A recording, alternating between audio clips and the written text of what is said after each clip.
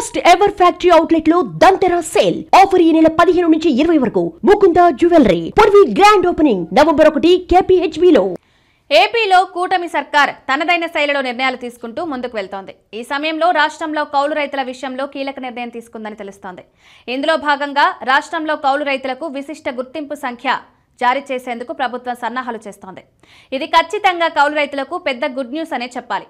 అవును, ఆంధ్రప్రదేశ్ రాష్ట్రంలోని కౌలు రైతులకు యూనిక్ ఐడెంటిఫికేషన్ నెంబర్ను జారీ చేసేందుకు సర్కార్ సన్నాహాలు చేస్తోంది. దీని ద్వారా భూములున్న రైతులతో పాటే కౌలు రైతులకు కూడా వివిధ రాయితీ పథకాలు, ప్రయోజనాలు పొందే వీలుంటుంది. దీంతో కూటమి సర్కార్ తీసుకున్న ఈ నిర్ణయం కౌలు రైతుల పాలిట గొప్ప వరంగా చెప్తున్నారు. ఇది వారికి ఎంతో ఉపశమనం కలిగించే విషయం అంటున్నారు.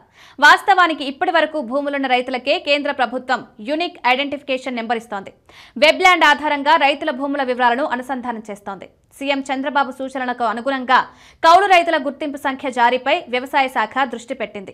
ఈ మేరకు సచివాలయంలో జరిగిన సమావేశంలో వీటిని ఖరారు చేశారు. ఈ సందర్భంగా స్పందించిన వ్యవసాయ శాఖ ఎక్స్ అఫీషియో ప్రత్యేక ప్రధాన కార్యదర్శి రాజశేఖర్, దేశంలోనే మొదటిసారిగా ఆంధ్రప్రదేశ్లోనే దీనికి సంబంధించిన విధానాలు రూపొందించామని పేర్కొన్నారు.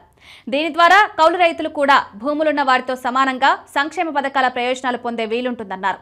ఈ నేపథ్యంలో పంట సాగుదారుల హక్కుల కార్డు ఉన్న రైతులు గడువులోగా ఈ పంటలో నమోదు చేసుకోవాలి. మరోవైపు రైతు నేస్తం 21వ వార్షికోత్సవం సందర్భంగా ప్రముఖ వ్యవసాయ శాస్త్రవేత్త డాక్టర్ ఐవి సుబ్బారావు పేరిట వ్యవసాయ రంగంలో విశేష కృషి చేసిన వారికి రైతు నేస్తం పురస్కారాలు 2025 ప్రదానం చేయనున్నట్లు ఆ సంస్థ చైర్మన్ యడ్లపల్లి వెంకటేశ్వరరావు తెలిపారు. ఈ నెల 26న సంగారెడ్డి జిల్లా శంషాబాద్ మండలం ముచ్చింతల్లో ఉన్న స్వర్ణ భారత్ ట్రస్ట్లో ఈ కార్యక్రమం జరుగుతుందని వెల్లడించారు.